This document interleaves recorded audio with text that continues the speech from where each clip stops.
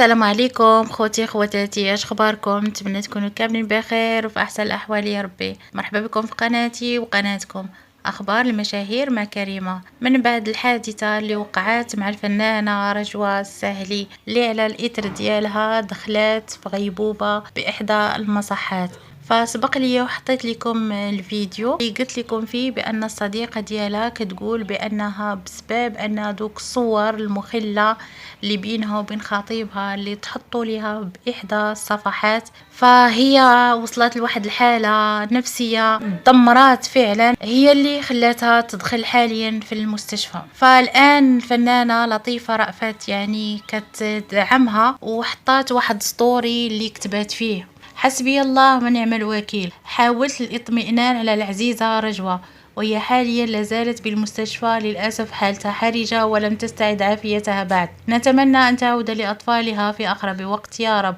وحسبنا الله ونعم الوكيل. الضغوطات النفسية والحملة التشهيرية التي تعرضت لها رجوة كانت سبب من الأسباب اللي وصلتها لهذه الحالة، لا حول ولا قوة إلا بالله العلي العظيم. الله يكون معاك عزيزتي وبالشفاء العاجل إن شاء الله. انا ما فهمتش هاد الناس اللي وصلوها لهاد الحاله شنو استفدتوا من بعد نشر هاد الصور ومن بعد ما فضحتوها؟ ما هي الاستفاده؟ نسيتوا بان الله كاين وان العقاب ديالو كيكون في الدنيا قبل الاخره؟ لا حول ولا قوه الا بالله العلي العظيم.